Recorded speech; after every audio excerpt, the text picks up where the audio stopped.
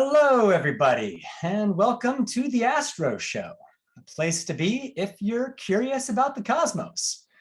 I'm your host, Dr. Sam, the founder and executive director of Wyoming Stargazing.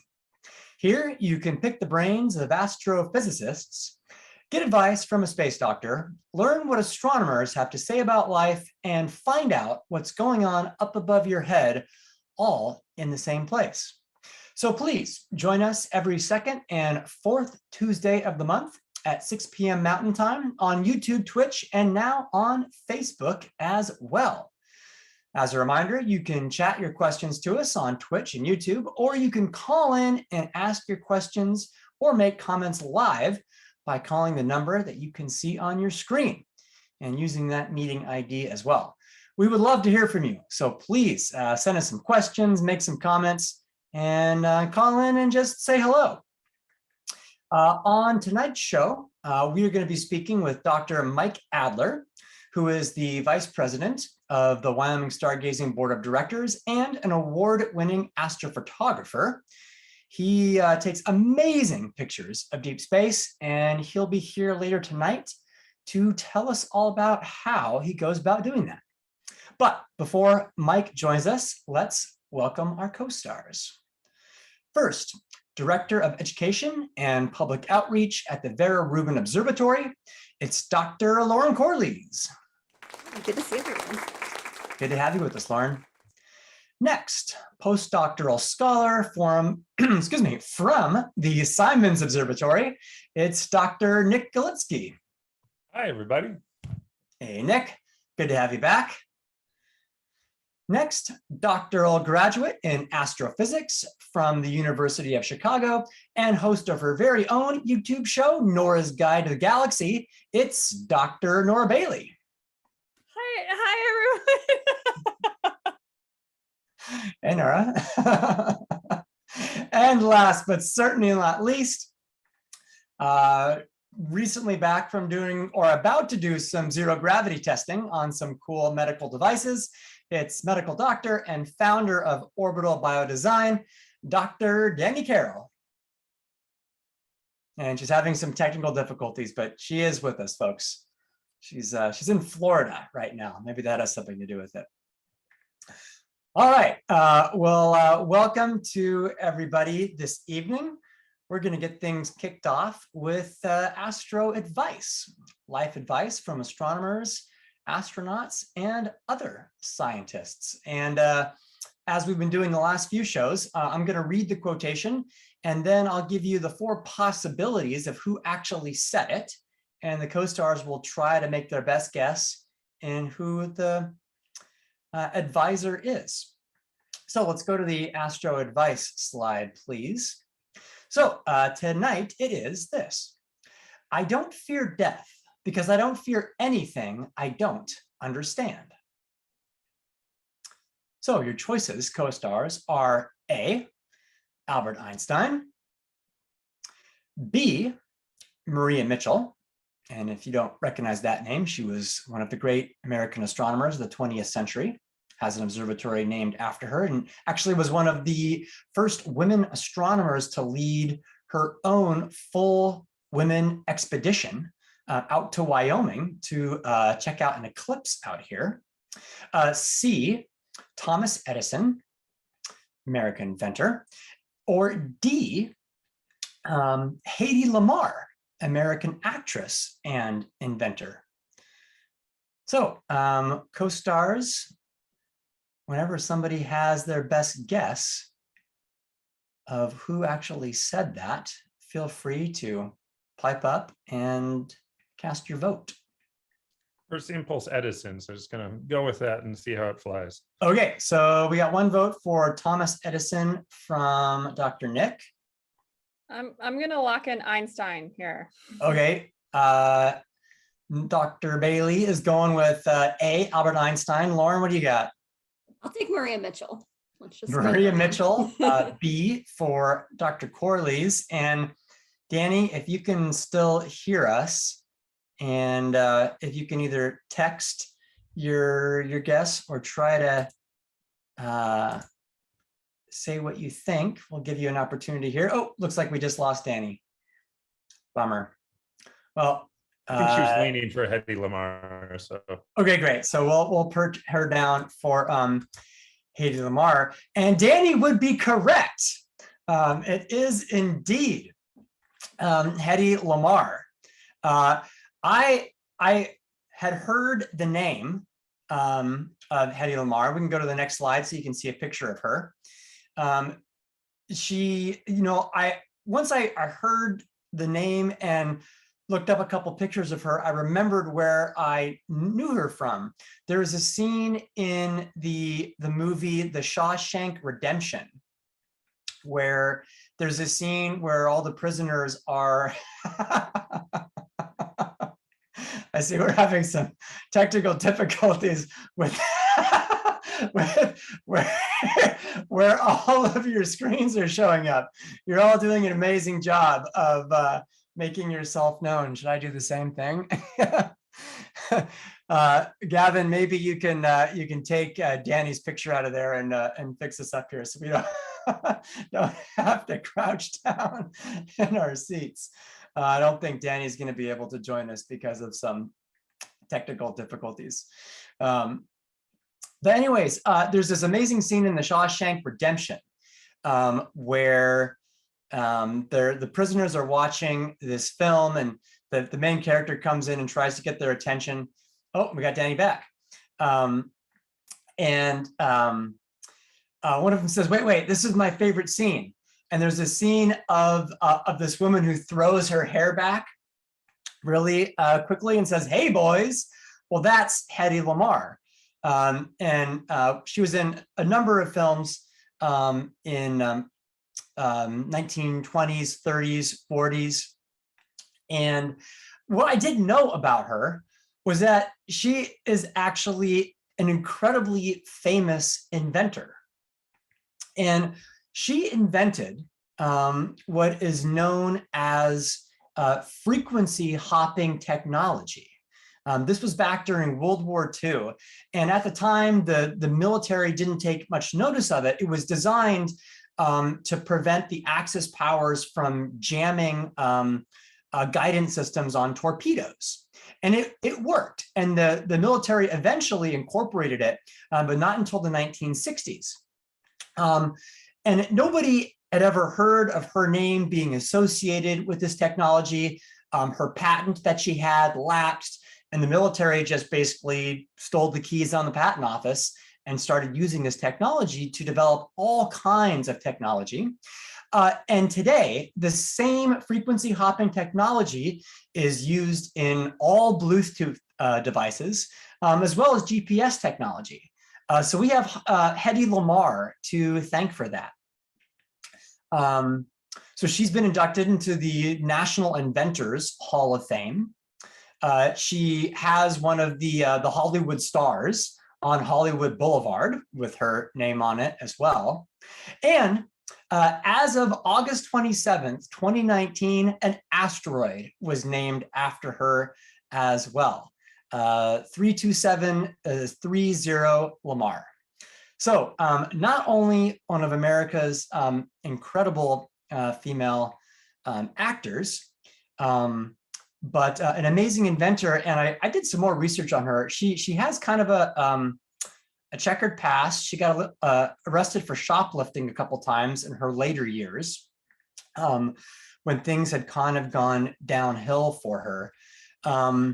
But the stuff that I read about her all lamented the fact that she did not get the notoriety that she deserved for her inventiveness, and instead was just known for her beauty throughout her career.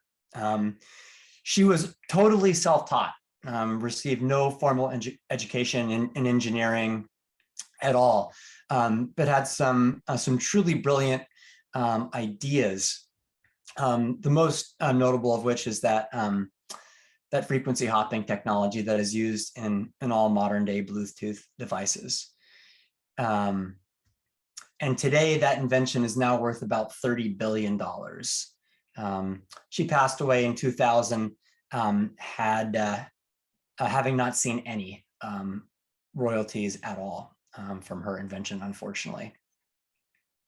So yeah, didn't have the notoriety she deserved for her wits or inventiveness, but I think actually is an incredible role model for women today who are curious and using their inventiveness to do more than what others expect of them. So that is Hedy Lamarr, and I think a really interesting quotation, and I'm curious what the co-stars have to say about this idea of not fearing death because of not understanding it.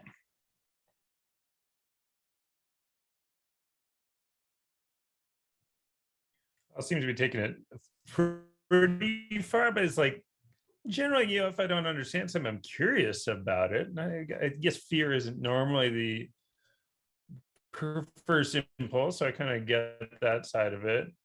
I think that kind of depends on what it is, though. If it's something that's making loud noises, like it's going to explode, like something in the lab that's not working quite right, I might still run away. But Fair enough. Yeah, I think it's an interesting inversion because I think usually, you do think that people in general tend to be afraid of things that they don't understand. So I think it's interesting that she used a kind of unique logic behind her statement about death.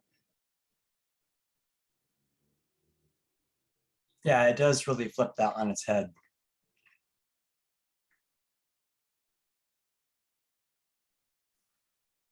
I'm trying to think of like the last few times I was afraid. I don't really remember, but I think I also just sort of definitely I'm afraid of things I don't understand. I think sometimes that's just a good thing. You want to be a little bit cautious, but it's always good to think about like, why am I afraid of something, and should I actually be afraid of it or not? Like, how rational or irrational is this? And is my fear keeping me from doing something that I would otherwise be doing? And so that's what comes to mind. I wish fears responded to rationality like that. I'm not sure that they do. I have a horrible phobia of spiders, and no matter how many times people explain to me that they're not going to kill you, and you're like a million times bigger than them, and they're more scared of you than you are of them. No, it doesn't. It doesn't respond to rationality, unfortunately. So I decide, like, is it worth it to try and push through it? Like, I get afraid of skiing, because I can like very easily imagine how I would hurt myself, even though that's probably not going to happen, but I'm okay with not skiing. And so that's not a fear I need to learn how to power through.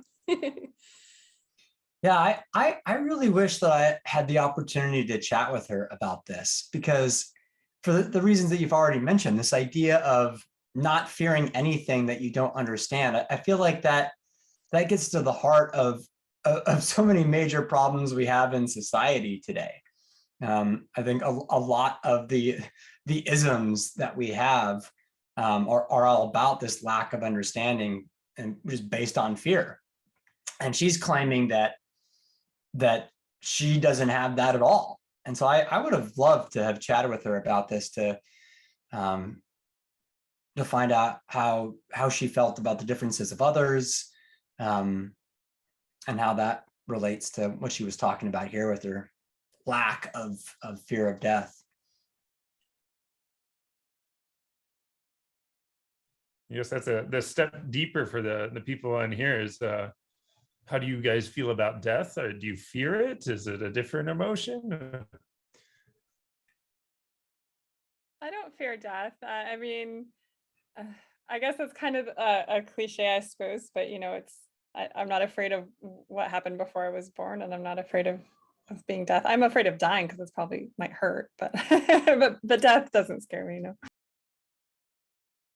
Yeah, pain is a nuisance. I don't know if I'm afraid of pain, but I certainly try to avoid it, I suppose. Danny, I think, is still having maybe audio issues, but she said in the chat, I don't fear death. I fear not living fully beforehand. And I totally agree with her sentiment there. Yeah, that's fantastic. Can you all hear me? We can. Oh, great. Okay. So let me know if you lose me at any point in this, but I have some very strong feelings when it comes to fear, particularly as it pertains to fear of death. As given the fact that I'm a physician and that I take care of people in the ICU who are oftentimes on their deathbed, whether or not they were necessarily expecting that, earlier in the day, for example. And I think one of the things that is reiterated over and over again is that the absence of having had an opportunity to really push themselves beyond their own comfort zones and to have really lived, really a fully experienced life. that oftentimes is one of the biggest regrets that people have. And so I would say, you know, in that really extreme setting, I think a lot of folks tend to really fear, not fear death so much as just fear not having fully seized life while they had the opportunity to do so. So I'm sorry if that was a little choppy in how it transmitted, but. No, that came through loud and clear. Thank you for sharing that. Yeah, I've never been that sick. I mean, I've been sick once, and I don't know if I was close to death or not, but I certainly had similar sentiments go through my head about what I had done up until that point and what things I still might want to do. So I get that. That makes sense. Any other comments from any of the co-stars about this?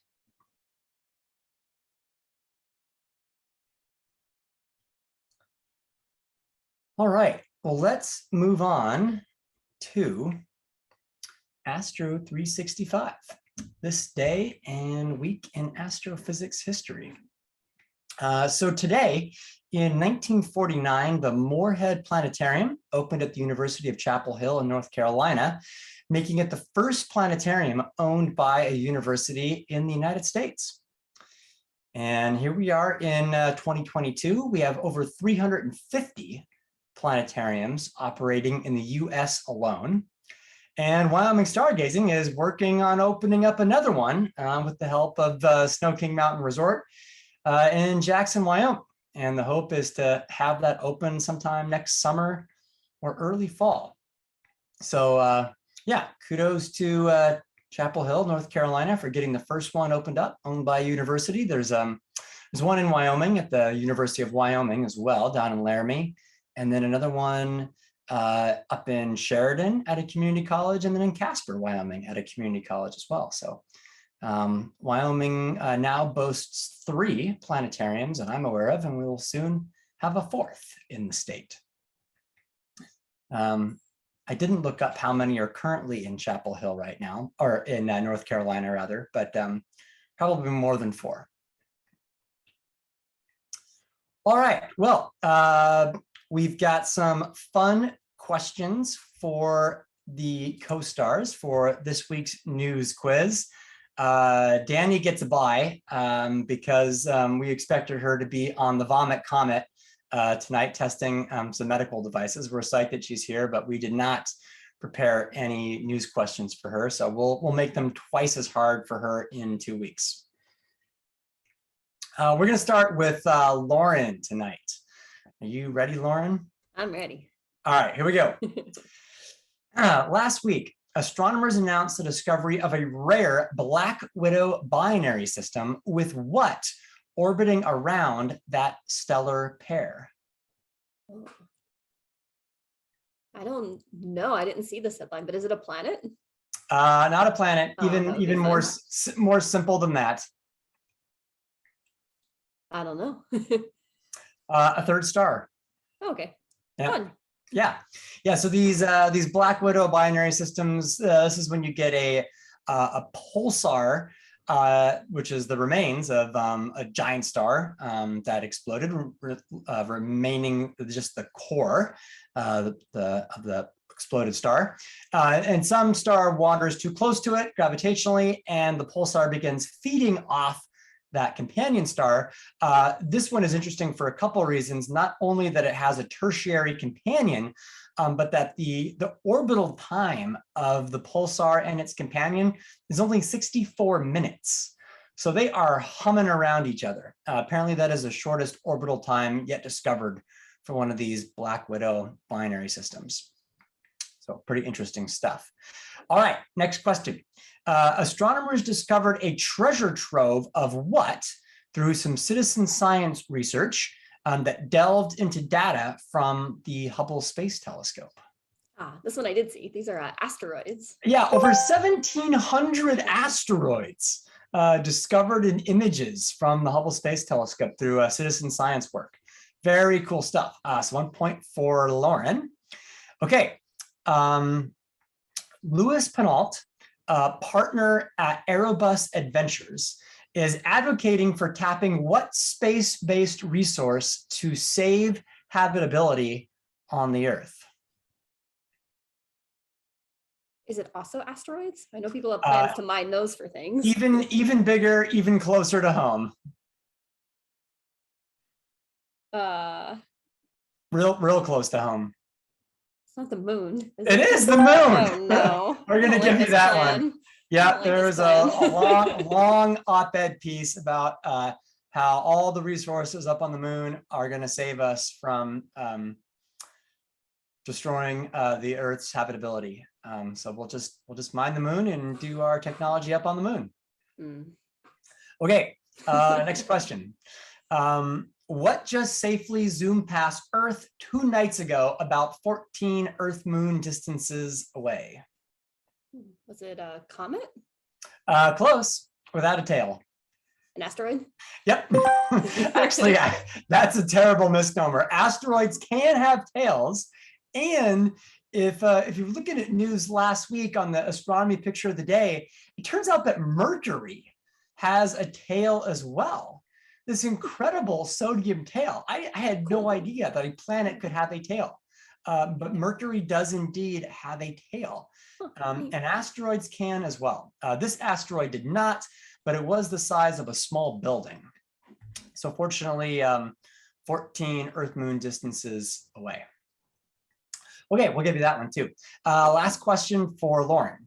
What is back in contact with NASA's Jet Propulsion Laboratory after a communications blackout caused by dust?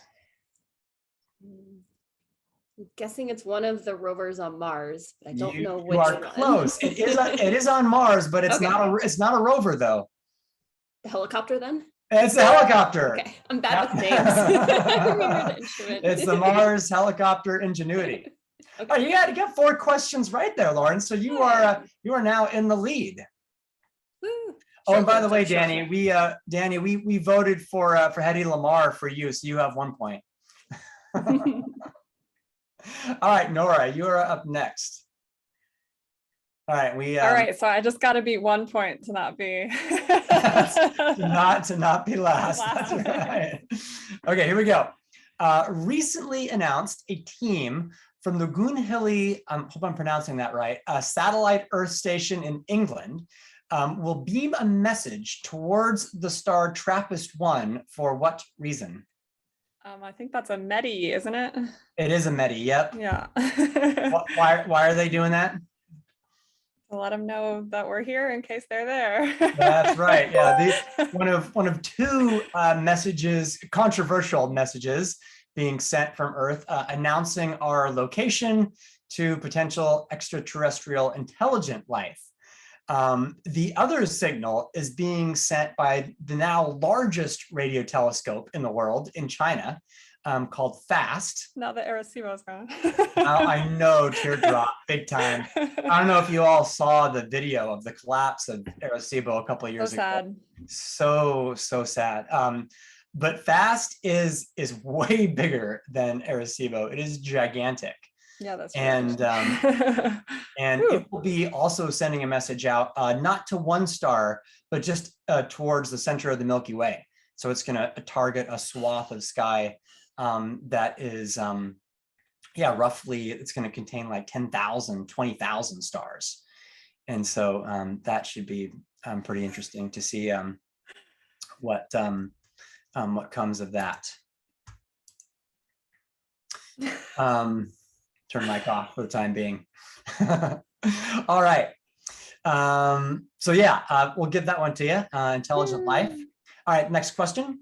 What object on the sun is what object on the sun that is, quote, having an identity crisis, end quote, blasted off an X-class flare this morning towards Earth? What object? What object on the sun that is, quote, having an identity crisis, end quote, blasted off an X-class flare this morning? I mean, depending on your definition of object here. Yes. How about what area on the sun? A sunspot? It is a sunspot, specifically sunspot AR3006. Oh, I can't believe I didn't know that. I know, right? I can't believe that either. Doesn't everybody know about that sunspot? It's it's a new one, and apparently this is a huge flare that occurred this morning. May cause some aurora in the next few nights. So check out spaceweatherlive.com, folks. In the next few nights, we may be getting some serious northern lights from all the charged material from this enormous flare headed in our direction. Okay, we'll give you that one too. Number 3, a magnitude 5 quake shook the surface of this planet on May 4th, making it the strongest tremor ever detected on any planet besides Earth. That was a Mars quake. That was on Mars. Yes, that was a Mars quake. The biggest one before that was only 4.2. So almost a full magnitude stronger. So significant, factor of 10. Okay, next question.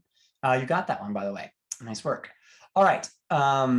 Yesterday, which company announced its 6 crew members, including the first Mexican-born astronaut for the NS-21 mission? That's Blue Origin, and Blue I am Origin. really excited for Kat. Kat is a social media friend of mine, and so really excited for her to be going to space, and everyone else, of course, but yeah. Nice. There's another star there as well. Is it Jason, his name? Yeah, Jason Robinson. He is a star from Survivor. Yeah. Cool. Yeah. All right, last question for you, Nora. Last week, analog astronauts gathered in what facility outside of Tucson in the Arizona desert to discuss simulated space missions? I don't know what it's called. I think it's one of those domes they were using to do like Mars simulations, like Biodome. Yes, that was the Pauly Shore movie. I know, that's what I was just thinking in my head. I was like, Biosphere 2 Center is its real name. But yes, Pauly Shore did an amazing film called Biodome. Back that was a long time ago now. Yeah, I feel like we're dating ourselves by yeah, that was late 80s, early 90s, I think. When, I mean, I saw it, so yeah, when Biodome came out. So yeah, but Biosphere 2 Center, I actually did a study abroad, or excuse me, a domestic exchange program at the Biosphere 2 Center my junior year in college. Columbia University used to run it, and they had an astrophysics semester down there, as well as an ecology semester, and I did the astrophysics semester, of course. But I was gonna apply for one of those like Mars simulation mission things. I filled out the whole application, everything, and I was like, because like a lot of the questions are like, do you think you would like be okay in a confined space for like 6 months at a time? And I was like, fun fact, I was in the Navy. I pretty much did that. And then I got to the very end and I thought really hard about it. And I was like, I don't think I would actually want to do this. So I did not actually submit the application. It's a cool place. I didn't live in it. They have this set of apartments next to it, but we got to tour inside several times, and it's pretty sweet. All right, Nora, I think you got all 5. My best week. So 5 out of 5. So Nick, to tie for first place here, you got to get all 5 of these right. Are you ready? Sure. I'm with Nora on just more than one. Okay, Sorry, here we go. Which telescope that just released an image of a piece of the Small Magellanic Cloud is in its home stretch to become 100% operational? I'm loving the low lobs. JWST, of course. Yeah, JWST. It is so close, and this image, wow, is pretty spectacular.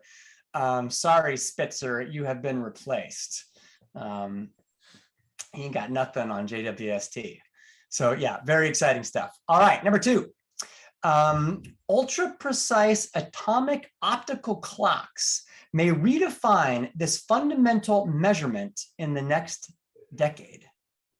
Ooh, clocks are used for so many things these days. So it's either GPS, speed of light.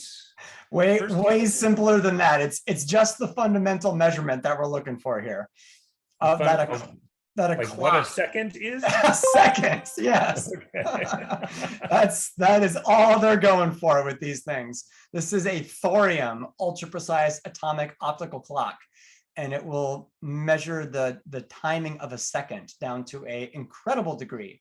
Actually, it has really interesting applications for some of the stuff that you talked about, including the detection of dark matter.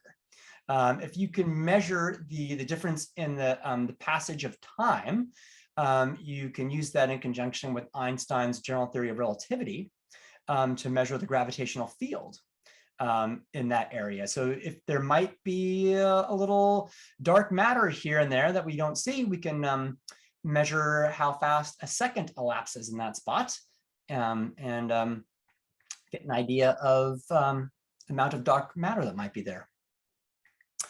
All right, we're going to give you that one too. You're on a roll. All right, number 3. On Thursday, a groundbreaking discovery about something in the Milky Way galaxy will be revealed by astronomers using this groundbreaking telescope. Something, but who knows what? We don't know what yet. Oh my God. Do you know the telescope is the question. Oh yeah, Event Horizon This Telescope. is the Event Horizon Telescope. So this is the telescope that produced the first ever picture of the event horizon of a black hole. This very cool image. You're not actually seeing the black hole itself, you're seeing the radiation swirling around the black hole. And actually, to get technical, the donut image, the black spot in the middle, is not the event horizon either. It's actually about 1.5 times the diameter of the event horizon caused by the distortion of light around a black hole. But yes, they have told us that there's something coming on Thursday. They won't tell us what it is, but there's this big press release on Thursday to reveal their newest groundbreaking discovery about the Milky Way. And I want to see if there are any guesses about what they are going to reveal. Nick, do you have any idea of what they're definitely. They found a planet, probably, yeah. They think it's a planet. That's all the rage these days.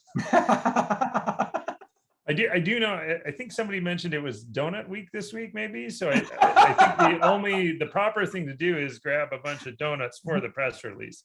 Certainly what I'm planning on doing. And hopefully, yeah, they'll show us another donut in the Milky Way. So, I mean, does the Event Horizon Telescope actually have the resolution to detect a planet? I don't think that's even possible.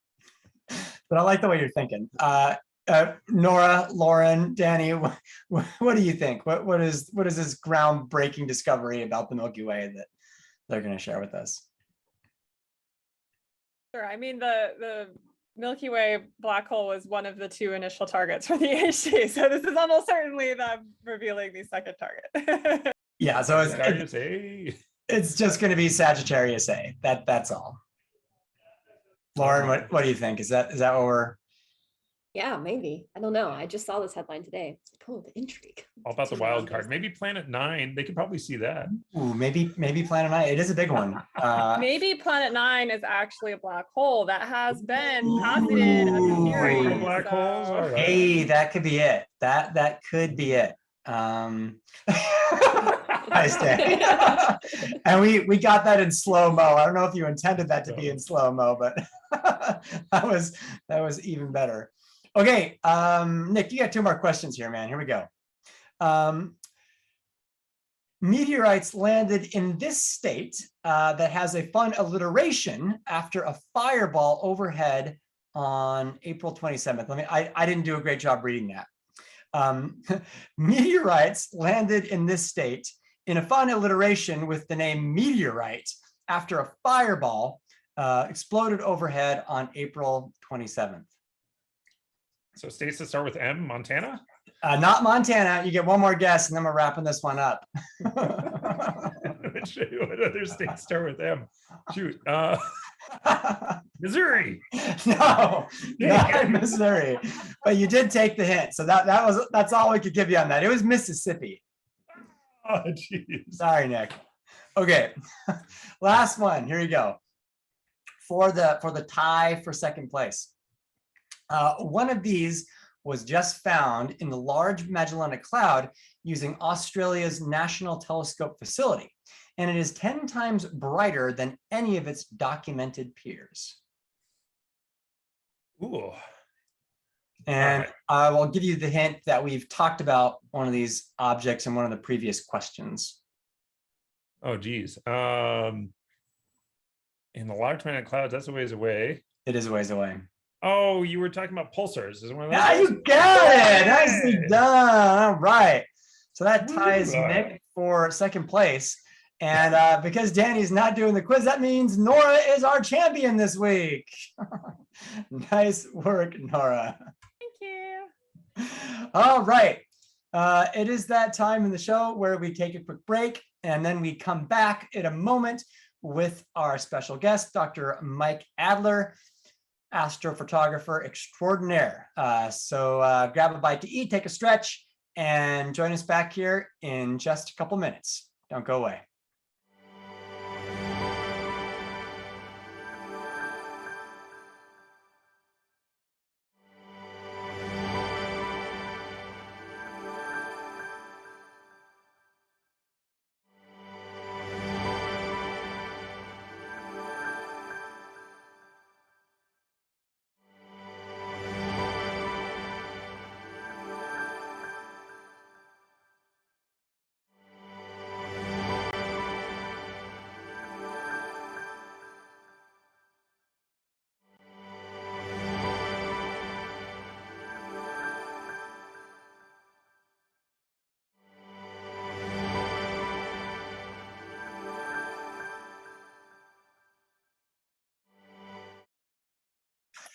Hello, everybody. We are back on the Astro Show with our special guest, Dr. Mike Adler, Vice President of the Wyoming Stargazing Board of Directors and award-winning astrophotographer. Mike, thanks so much for being here tonight. Thanks so much for inviting me. Appreciate it. Yeah, it is our pleasure. So I gave you fair warning that we ask all of our special guests, even when they're board members, the same question. To start things off, and that is, what's the one question that you wish everyone would ask you, but nobody ever does? Well, it's not quite fair that no one has ever asked me, but it doesn't come up very often. And the question is, why do I do it? Taking astrophotography pictures is difficult, it's time consuming, and it's expensive as well with the equipment, and also why bother? And the answer is, it comes at two levels. One level is that I enjoy actually all pieces of it. I enjoy taking the pictures. I enjoy the equipment. I enjoy doing the reduction and then finally making the images.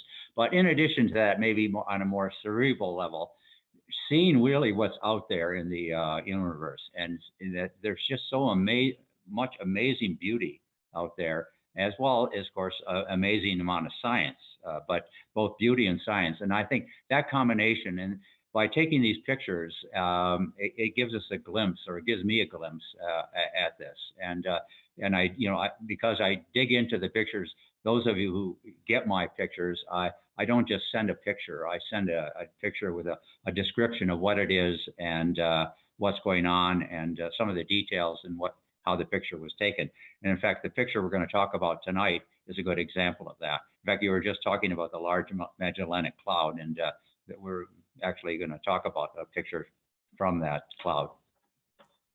Nice. Well, that's a great response to that question. And I actually wanted to ask you some more about that. I know that you were a physicist professionally, right? For many, many years. So how did you make the transition from working as a physicist to getting into astrophotography?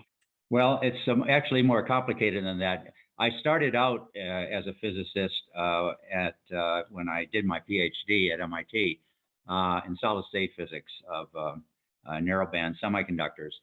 But something exotic called lead tin telluride, which is a narrowband semiconductor. But anyway, I then became really, I was always in the electrical engineering department, even though I did solid state physics. And the job I ultimately did for 40 years at General Electric was all related to electrical engineering, and very little astrophotography or physics content. Although early on when I was working and I did my own research before I became a manager, I did a lot of work on the physics of semiconductor devices. So that's kind of that was what I first did when I joined the company. But the astrophotography goes back even before that, because I, as a kid, I was interested in photography. I was interested in astronomy, and I had my own telescope. I had a 4-inch reflecting telescope. I think I was around 10 years old, and did what you see, seeing the rings of Saturn and moons of Jupiter and all of that at that age was really a stunning thing. So it stayed with me. And then after I, about, I guess, 20 years ago, I decided, well, I'm going to get, I have a little more time. I'm going to get up into a little more of well, let me also add that during the intervening time, I had done a lot of photography, all terrestrial photography. So I had a fair amount of experience being a photographer, and then had the astronomy. So I put the two together. I bought my first telescope, my first really good telescope, which was a 6-inch refractor, which I still have with me. I'm going to have to mute my phone here so I don't get any on. Usually we have to tell audience members to do that. Yeah, right. I tell myself. Yeah, so I bought my first telescope and I started doing astrophotography, and then as you know, about it's 2014, so it's more than I think of it. It's just a few years ago, but it's actually 8 years ago. I built an observatory here in Jackson, and so I added 2 more telescopes to that: a 20-inch plane wave telescope and a 12.5-inch plane wave telescope. And so I built, but some of my first pictures, including the one I'm going to start out with when we get into it, of the Andromeda galaxy, was not taken with either of those. It was taken with the 6-inch telescope. Anyway, that's kind of how it all happened. And I have a website now, a very small business, I might say, but I do sell my prints, although that's not my main objective in doing this. But I do, and Wyoming Stargazing, in fact, is a beneficiary of that. If people want to get pictures, go onto that website and pick them out. But I also have my own website, which is earthandskyimaging.com, where all my images, including some of the latest ones, are there. And they are incredible. I've been perusing your website to look at those new ones. Yeah, and we certainly appreciate all the ones you've given to Wyoming Stargazing. But let's take a look at that picture of Andromeda. I think I remember you telling me that this was one of the very first pictures that you ever took. Well, are you going to do the Andromeda picture, or are we going to talk about the picture of N44 first? Yeah, we can go to that one first if you want. I think that's the next one, right? We got the pose of creation up now. Okay. Well, all right. Apparently you don't have that image of M44. That wasn't in that slideshow set I gave you. Oh, okay. I may have to. I can pick it up from at my end. Let's just well, we can either do Andromeda or okay. Well, all right. Is it possible for me to share a screen, or is that?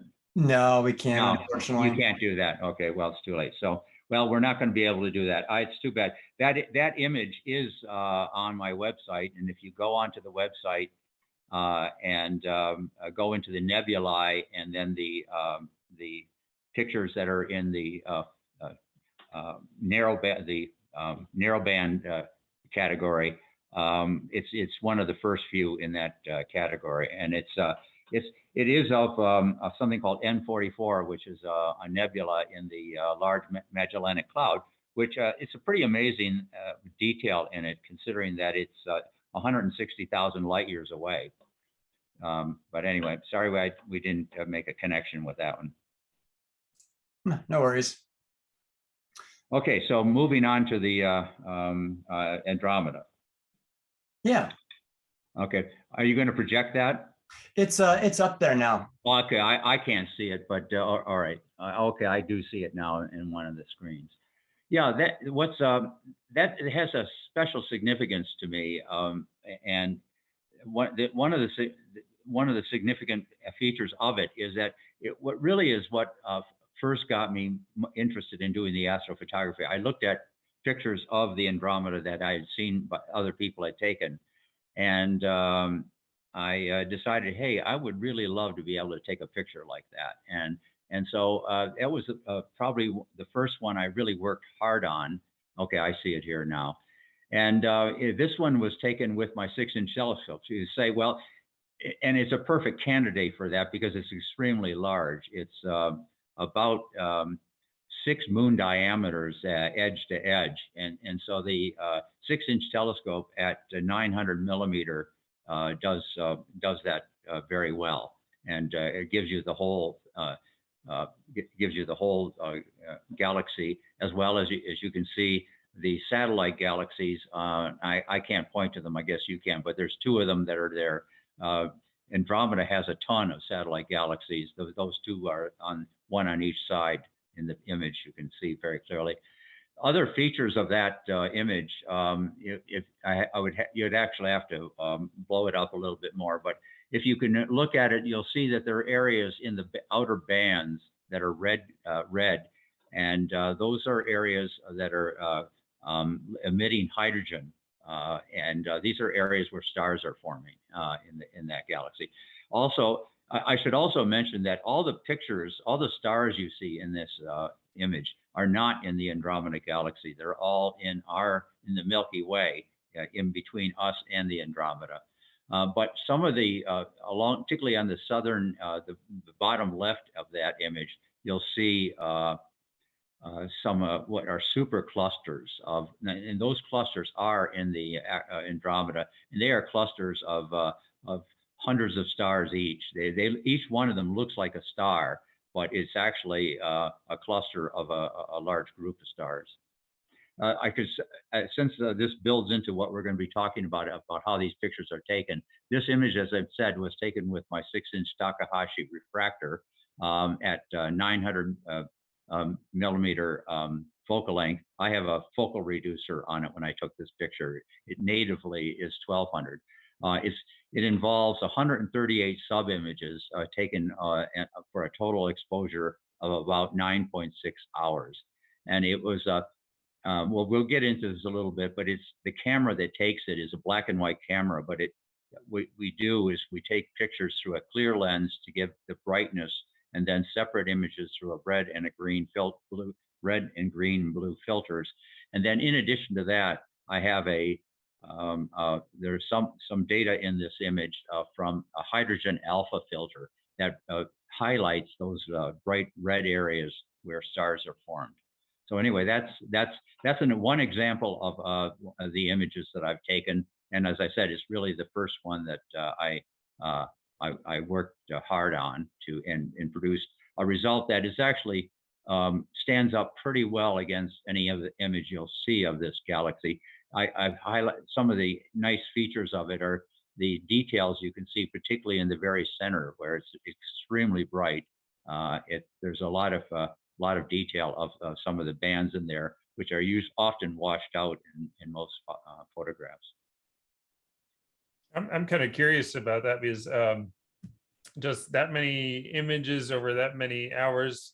I assume this was over the course of several nights, and since it's so big in the sky, I'm guessing. Yeah, absolutely. Piling these together. Yeah, exactly. Well, we'll get into that. Yeah, what you don't do, and back in the day when people were taking pictures with film, you would have a problem because if you wanted to take a 10-hour picture, well, you had to have 10 hours of darkness to begin with, and then if something messed it up, like it got cloudy, or you got obstructions, an airplane went by or whatever, and messed it up. You messed up your whole image. Well, so in taking the pictures with digital cameras, we take a picture that's long enough that captures, gives you a decent signal to noise, but short enough that it doesn't blow out any details. And so typically, I take pictures on the order of to say minutes to 30 minutes. My longest exposure is at 30 minutes. And so the way you get to a 10-hour exposure, well, or say several hour exposure on any given filter, is you stack them. You take when you take 4 pictures, you get a signal to noise improvement of a factor of 2. So you just take enough of these pictures and stacking them up so that you get and you take enough of them so you get a good signal to noise ultimately. And the trick is to make the picture short enough so that it doesn't blow out any of the details, and because particularly in the center of this is extremely bright. Now, sometimes that doesn't work. You can't make it short enough and still get the detail. If you make it too short, you lose the detail in the dim areas. So sometimes you have to do high dynamic range kind of things where you take pictures of different exposures and then meld them later when you're making the picture. I didn't have to do that in this image, however. I guess I'm specifically curious about if, night to night, for our telescopes, this is different wavelengths, but there's a lot of atmospheric variation that you have to worry about. Does it, does like the sky brightness or the, I guess, visibility change night to night? You have to correct for that as well? Yeah, and during the stacking, I select the images. I don't use all of that one thing nice about taking lots of images is you can also discard ones. What happens most nights is not, the brightness isn't really the main issue I have to deal with.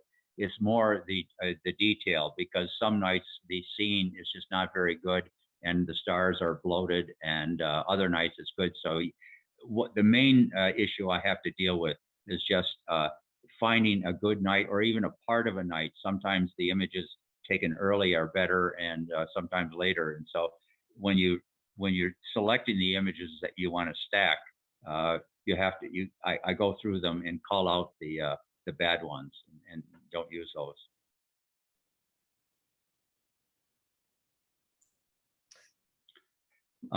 If we want to go on to the next image. Yeah, so this is an image of it's a part of the Eagle Nebula, Messier 16.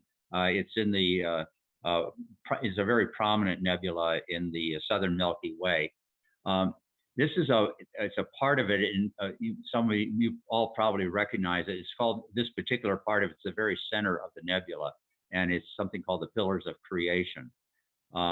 This was taken with my 20-inch telescope, and it's cropped as well. So you're just looking at the cropped part of the image. This one, since we were talking about exposure times and what have you, this one involved, I think, 226 sub-images over 68 hours. And that's a lot. You can actually get a decent version of this nebula without that much exposure time. But I wanted to make something that would be really super high quality. And so when you're dealing with atmospheric issues and what have you, the way to get really good quality is to get extremely high signal to noise, so that you can use some sharpening techniques to bring out the detail. When you're up with space-based telescopes like Hubble or the Webb, you don't have to deal with that. So actually, in this image, that inset is a Hubble image of that same part of the image. So you can see that it actually, if you look in great detail, you'll see the Hubble image is definitely sharper. But my image isn't too shabby, and I did it because it was that good because I took 68 hours to make the image, and so I had an extremely good signal to noise, and I was able to use some advanced imaging techniques to bring the detail out. So this, I should also add that this was done with the 20-inch telescope. That has a focal length of 3,550 millimeters. So it's about four times the focal length of my 6-inch, and they make a really good pair of telescopes, because unlike taking terrestrial images where you have a camera and you flip different lenses on it to deal with telephoto, long range objects, with a astrophotography, you have to the camera is the small piece, and the telescope is that. And so by having a telescope with a 900 millimeter and a 30, say roughly 3600 millimeter, it gives me an ability to image objects of different sizes at high resolution. What else can I say about this? Oh yes, the other important detail in this image is that this is not a true color image. The Andromeda galaxy image was true color. It was basically taken through RG, red, green, and blue filters. This one is taken through narrowband filters. And what does that mean? It means that these filters are looking at light that is emitted only by specific atomic species. For example, hydrogen, the neutral hydrogen radiation at 656 nanometers. There's a special filter that I have that looks at that only. It's only 3 nanometer wide filter, so it cuts down almost all the radiation except from hydrogen alpha radiation. The other is sulfur, which is actually what's giving sulfur, and then the third one is oxygen. And so it's a 3-color image. It's a false color image. It's done in what's called the Hubble palette. And the Hubble palette, we assign the red color to sulfur imaging. The sulfur, the green color, which is very prominent in this image, is from hydrogen, and the blue color is from oxygen. And so this is a false color image.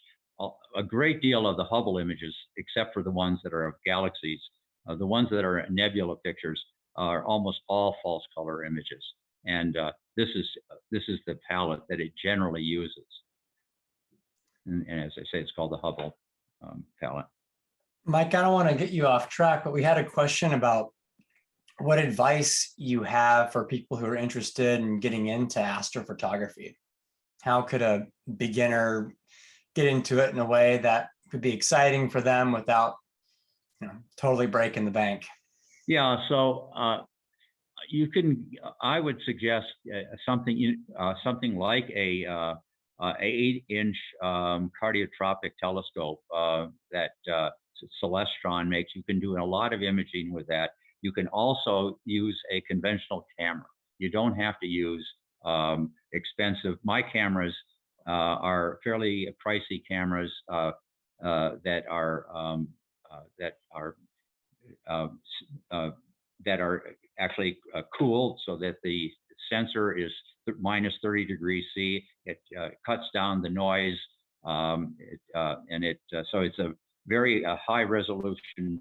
The resolution is actually no more so than you get in with a high quality camera. But when you add the features that it has in terms of being able to be cooled, it makes it a fairly pricey affair. But you can, and nowadays both Canon and Nikon sell cameras that have a special where the filtering on the camera has been adjusted so that it allows the deeper red that comes from the hydrogen radiation to get through it. And so both Canon and Nikon sell cameras of this type. Yeah, we use some fairly inexpensive cameras at Wyoming Stargazing, like the ones Mike was just talking about. I think we picked the cameras up used for like $400, $500. And then we put them on some like really basic tracking mounts that also cost like $100 or $200. So for under $1,000, we can do unguided images up to about 30 seconds and get pictures that are nowhere near as nice as Mike's, but we can get color images of some of the brighter deep space objects in the sky, like the Ring Nebula, the Hercules Globular Cluster, the Dumbbell Nebula, the Andromeda Galaxy, and the Whirlpool Galaxy. For that amount of investment, you can get started and actually get some pretty cool images that that can wow your friends and family. So it's not super cheap. It's several $100s, but for under $1,000, you can get a full setup and take some pretty cool images. The other thing you can do, and if you can invest in a small a video camera, and with a telescope, and take images of the planets. The key to taking images of the planets is the reason you use a video camera is they're bright, so you don't have to have a really sensitive camera. But by taking lots and lots of images and then stacking them, you eliminate some of the blurring, because the blurring is not constant, it's constantly changing. And by stacking 1,000, for example, video frames, you can actually get a decent picture of the planets without a lot of expense, because these video cameras are not very expensive. When you're stacking like lots and lots of images like that, this might be a really stupid question, but like, how do you do that? That can't be a manual process, surely? That sounds insane. No, there's software that you use for that. In fact, it depends on, I'm going to let Samuel decide how you want to proceed in this. I have a fairly, part of the talk talks about that later on, if we want to go that far. Yeah, but yeah, there's software that does that, because you have to align each of the separate pictures. Sometimes there's a little movement in the mount, and so you have to realign all of them too. So you have to first align them, and then you stack them, and then stacking them. There's different algorithms. You can do an average, you can do a median stack. There's different methods that you can use to stacking the image, depending, and part of it depends on kind of what you're actually looking at and what some of the issues are that might come up. So sometimes a median stack is better than an average stack, and that sort of thing. Cool. Yeah, Mike, we just have about maybe 5 minutes left before we should probably wrap things up. But I think it would be cool for folks to see the images of your observatory, your telescopes, and then maybe you could share just a minute or so about how you do the tracking and the stacking of the images, like you just showed with showing one or two of those slides that we've got. Okay, why don't we go through these fairly quickly then, and I'll just say a few things about each image, and then we can get to that fairly quickly. That sounds good. So let's click on the next one that was in that sequence. And if I don't want to, okay, yeah, that's an image of the moon, and that's another object you can photograph. And one of the keys to that is also, I've taken that with a Canon camera, and I took that with, it took 100 images and stacked them. And why would you want to stack on something that bright? Because if you really want to see detail in the on the moon, the blurring of the atmosphere wipes that out. And if you stack 100 images, you can really get some amazing detail. Yeah. The next image is the image I won an award for, and the eclipse, and that was well, okay, that's not there. It was just before, if it was just before that one, we can go back to it real quick. There you go. Yeah, there it is. Yeah. Anyway, that was taken with a Canon camera in my 6-inch refractor. So. And that was done at my observatory here in Jackson. Now the next picture is the of my observatory with you can see me standing in it, and you can see the largest telescope fairly clearly in that image. If we go on to the next one, I think it'll yeah, and that shows the observatory at night. It talks a little bit about the cameras on that slide, which I think we've already talked a little bit about. I use several different cameras, but I use my Canon for taking that picture of the eclipse, and I have some other cameras that I use, video cameras that I use as well. Why don't we go on? Yeah, so that's a more detailed picture of the 20-inch telescope, and I think on that picture, at the lower right, it shows the camera. It doesn't look much like a conventional camera, but it's the finger length imaging camera. It has a chip that's about the size of a, yeah, there it is. It's about the size of a 35 millimeter, but it's square. So it's 38 millimeters on the side. It's about 16 megapixels with 9 micron pixel sizes. The little red thing that's above it is another camera that's used to guide the telescope. So the telescope tracks by itself, open loop, fairly accurately. But if you're taking a 30-minute picture, even a 5-minute picture, you really need some additional help in keeping the telescope track. So what it does is that little camera, you take a picture, you're taking continuous pictures of a star in the field of view, and then using the software, there's a feedback loop that keeps that single star exactly in the same place. That's called guiding, and that's what Samuel was mentioned, unguided. But when you're getting into taking pictures that are involving multiple minutes of exposure, most of the time you have to use guiding.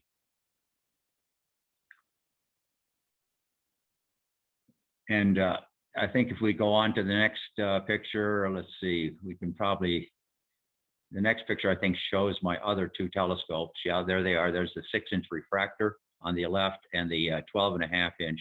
It's the same, it's a plane wave, so it's a reflecting, it's a large mirror.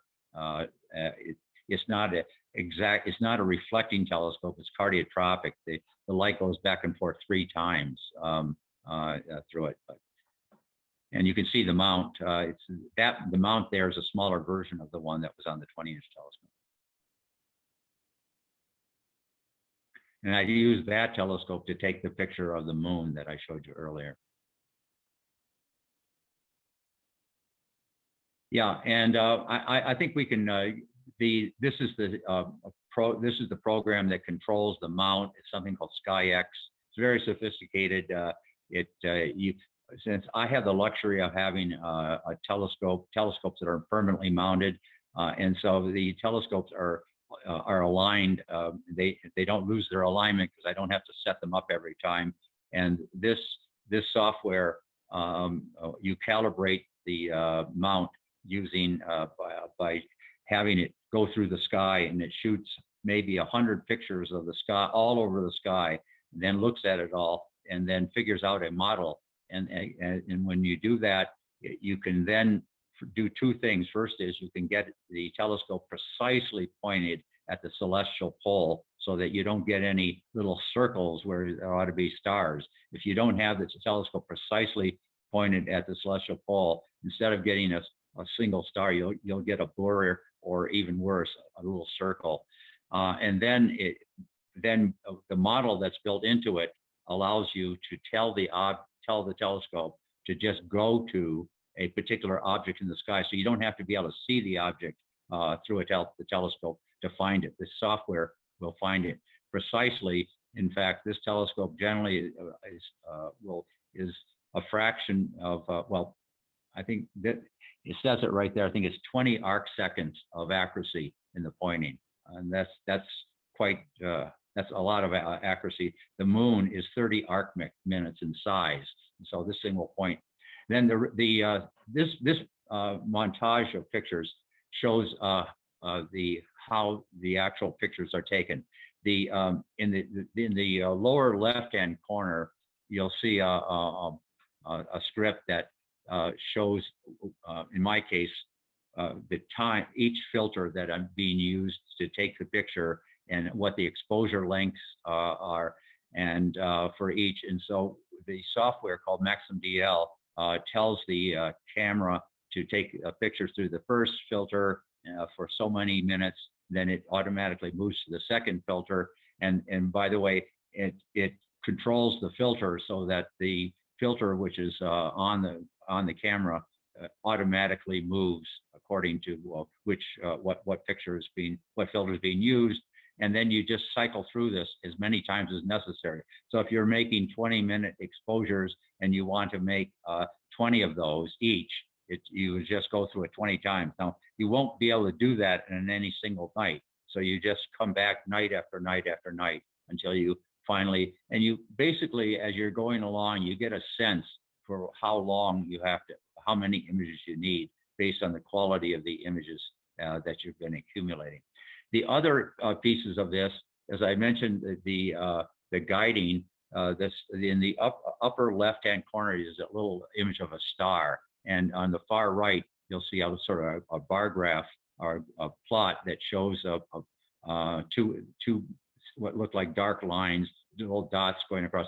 That's the error signal associated with the guiding on of that single star. And then the last thing that's on that graph is the a plot that shows how I focus the telescope. The telescope has to be precisely focused, and you can't do that with your eye. And so the camera takes the telescope and the software moves around in terms of its focal point, and it produces a plot like you see there, which is actually the size of the star. And so it will then settle on the focus point, focal point that gives you the smallest star size, and that's done automatically. And you do that. You don't have to do that necessarily every night, but if the temperature is different or what have you, you go through this this procedure. So easy. What's that? Yes, that's easy. Yeah, so you can see there's a lot to it, and when you first getting into it, particularly, you know, so as Samuel was saying, get into it by taking, you know, and I did it this way too, with a Canon, you know, regular camera and a telescope, unguided, and you just take a single picture and that's it.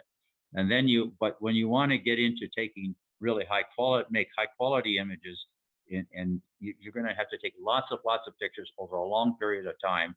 And then all of a sudden you get into all these other issues like detailed focusing and taking many different pictures and guiding, and all of that it seems daunting at the beginning, and it is, but eventually you get the hang of it, and you know, off to the races. And Mike, we're gonna have to bring you back here so you can give your presentation about the post-processing aspect of it, because that part is pretty amazing as well. But I think we'll save that for another time. All the different stacking routines, the different filters, and then how you actually bring out the beauty of all of these images in Photoshop. And so we'll have to wrap it up this time. But I wanted to say something that that you mentioned earlier, Mike, which caught my attention. You said that it was the beauty of all the objects out there, as well as the science with them. And that was something that really attracted you to get into this. And when you said that, the story that I was telling earlier about Hedy Lamarr popped back into my head, because it was actually her beauty that made her famous, but it was her science, her inventiveness that she really wanted to be known for. And today we know her for both. And so that brings us full circle back to the Astro Advice for today. Thank you very much for that. And I think that's where we'll have to wrap it up tonight, unless there are any words of wisdom that that you'd like to leave us with, Mike. No, I hope you all enjoyed it, and you can go to either the Wyoming Stargazing website if you want to see these pictures, and or buy any of them. Or if you want to see my full set, go to earthandskyimaging.com. Yeah, and I definitely encourage you out there to check that out. Mike's got some amazing images. So Mike, thanks so much for being here with us tonight. Typically, we give all of our special guests a gift, which is one of your images. So, we can't really. I think you could forgo that tonight. We'll figure out something nice for you. Okay, we really appreciate your time. Thanks so much for being here, and for all that you do for Wyoming Stargazing. Thanks so much to all the co-stars. As always, this show wouldn't exist without all of you. It's always a pleasure. Thanks to all our behind the scenes folks, Maggie, our operations director, and Gavin, our stream master, to everybody else who's part of Wyoming Stargazing, including the board of directors and our donors who make this program possible, and to all of you watching at home. We really appreciate you tuning in, and we hope to see you back here next week, in 2 weeks for our next show. So until then, be well, and don't forget to look up. We'll see you next time. Bye. Bye.